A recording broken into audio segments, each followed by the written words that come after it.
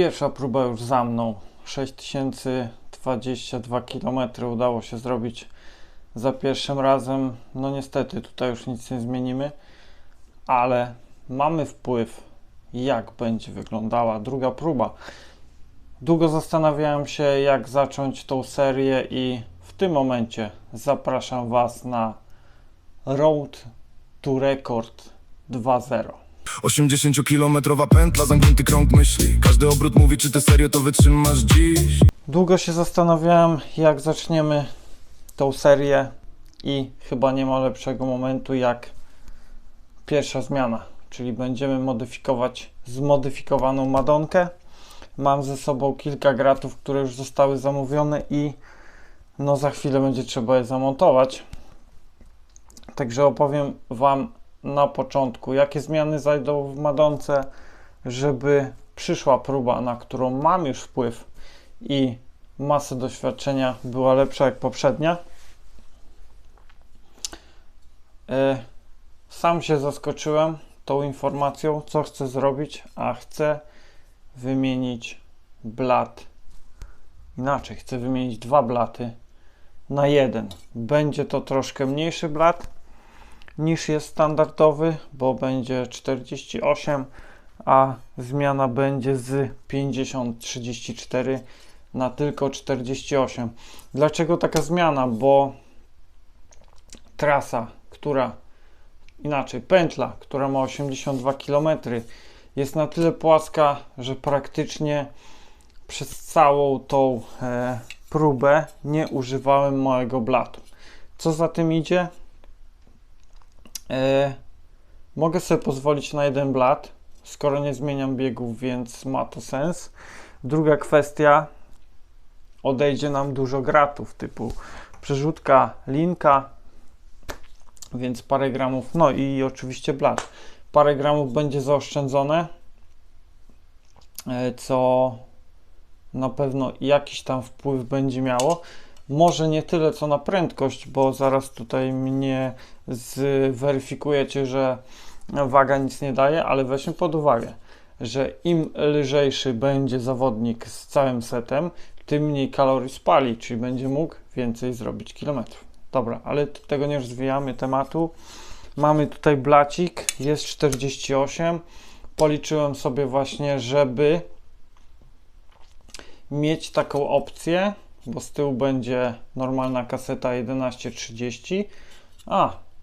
Żeby nie zapomnieć, zapraszam Was w tym momencie na opowiastkę o Madonce, w jakiej konfiguracji przyjechała pierwszą część, bo w sumie zmiana zmianą, a trzeba wiedzieć, co jest zmieniane. Także zapraszam Was na ten film. I tutaj, jak już dalej kontynuując, 30:11 będzie z tyłu, pod największą górkę, no nie mogę powiedzieć, że to jest górka, jakieś wzniesienie, wzgórek, pagórek, który jest na trasie. Jestem w stanie pod niego wjechać bez problemu.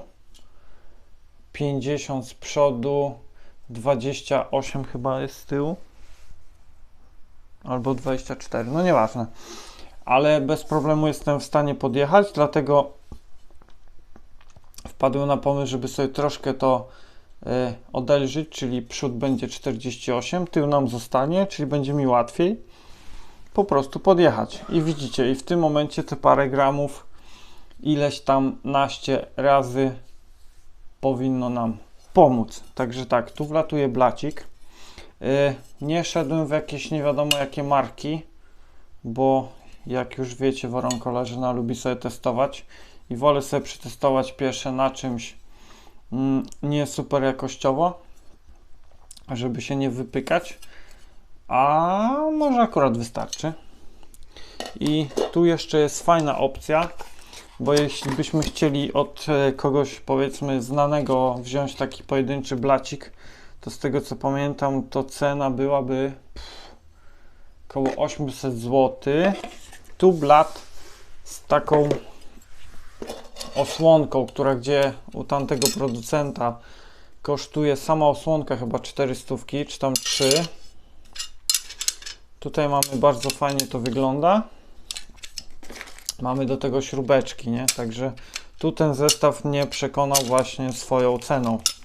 Także w takim ładnym pudełeczku były sobie śrubeczki. Ten zestaw mnie przekonał. I teraz rzecz niesamowita nastaje, bo zapierałem się bardzo, że nie chcę elektrycznych przerzutek. Na próbie nie, że chciałem zmienić sobie na elektrykę. Jakby to wytłumaczyć. Chciałem jak najprościej, czyli jak coś się zwali, to będzie tanio, wymiana linki, zmiana jakiejś zwykłej przerzutki, gdzie jest dostępna w każdym sklepie, że tak powiem, stacjonarnie w Zamościu. Można szybko sobie pomóc, ale zauważyłem jedną rzecz, że bardzo dużo czasu traciłem na tych podjazdach. Teraz, żeby Wam zobrazować, mam 3,2 metra wzniosu na kilometr, jak dobrze liczę, tak, czyli na 100 metrów mam 320 metrów przewyższeń. Także większość trasy, oczywiście praktycznie całą trasę mogę przejechać na Lemontce, ale mamy ten dyskomfort, jeśli chodzi o manualne przerzutki mechaniczne, że muszę cały czas zmieniać tą pozycję i ta ręka gdzieś tam sobie chodzi. Może nie tyle co duże straty areo, co też obciążenie gdzieś tam naszych tam pleców. I kurczę, zacząłem się wgłębiać w temat i patrzcie, mamy guziczki bezprzewodowe, czyli już w tym momencie powinniście się domyśleć, że chodzi o Surema amerykańskiego. Mamy guziczki. Szkoda, że za późno to rozkminiłem, bo można bezprzewodowo, bez baterii zewnętrznej, czyli bez przewodzików zrobić to już w Shimano, mimo że oficjalnie dla szos tego nie ma, ale możemy mieć klamkomanetki na przykład z Ultegry bezprzewodowe i możemy wziąć na przykład bezprzewodową przerzutkę tylną z GRX-a czy z jakiegoś tam MTB, jakiś tam Deore XT, tak, albo XTR-a. Ale znowu, Woron leci na próbę i tanim kosztem, bo tak, tanim. Super tanio nie było, bo kupowałem to w sklepie stacjonarnym. Tutaj mamy w przeliczeniu na nasze polskie złotóweczki 400 zł przyciski. Bateryjka plus ładowarka plus przerzutka. Uwaga, wziąłem najtańszą przerzutkę Apexa.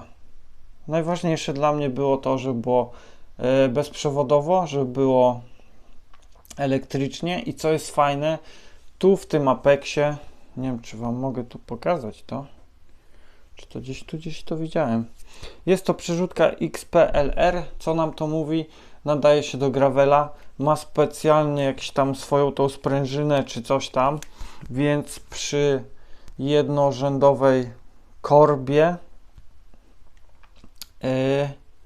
mamy gdzieś tam zabezpieczenie przed spadaniem łańcucha. Jest to najtańsza opcja w tym momencie. Oczywiście bateryjki wszystkie pasują, można gdzieś tam później klamki, te sprawy, chociaż będę chciał i tak pewnie finalnie dojść sobie do Shimano, ale to wiecie, jeszcze daleka droga. I w tym momencie, ciekawe czy już się zapalą, działa. Aha, działa. No już się Woron napokazywał. Działa? Działa. Zaraz sobie zmienimy kółeczka na shimanowskie. Mam nadzieję, że będą pasowały. Tak mi się wydaje, że będą. Shimanowskie i tak mam Garbaruka, więc tutaj inna kwestia. I właśnie dlatego zdecydowałem się na to, żeby na kochanej Lemontce, o, coś nam się tu rusza, zamocować sobie te przyciski.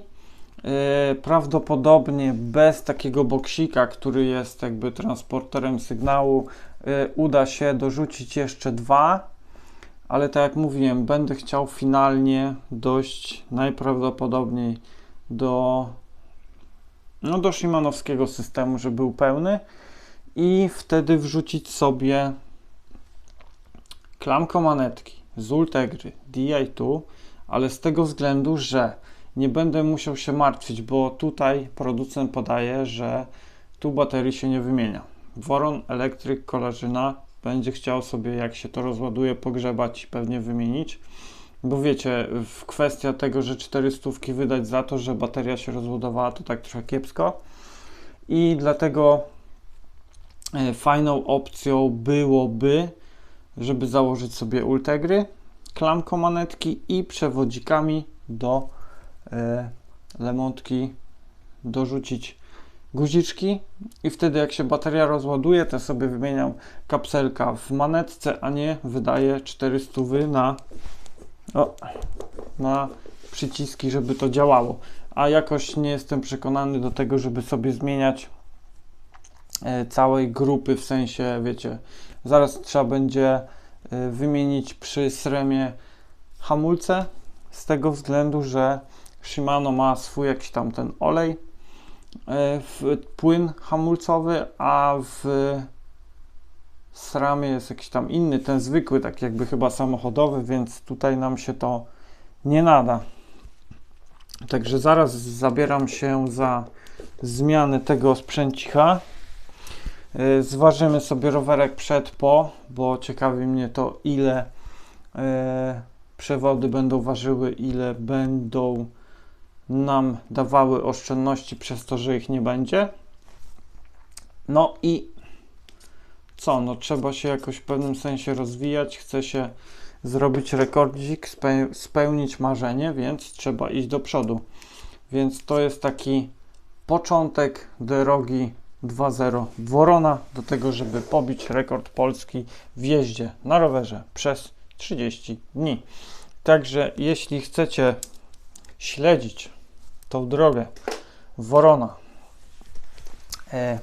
to oczywiście możecie podsuwać pytanka, tematy, jakie będziecie chcieli, żebym poruszył, których powiedzmy, nie wiem, Wam będzie brakowało albo chcielibyście szybciej się dowiedzieć. Będę starał się to na bieżąco Wam pokazywać.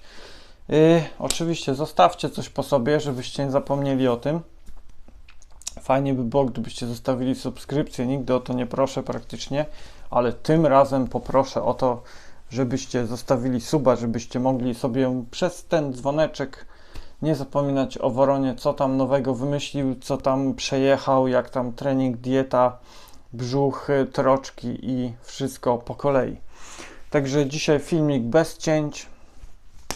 Dziękuję za uwagę i ja biorę się za zmianę gratów i widzimy się pewnie w kolejnym filmie, gdzie zobaczycie, jak Voron Collagyna walczy z Apexem bezprzewodowym i miejmy nadzieję, uda się to fajnie wszystko skomponować, bo będzie miszmasz, przerzutka SRAM-a, korba Ultegry, blat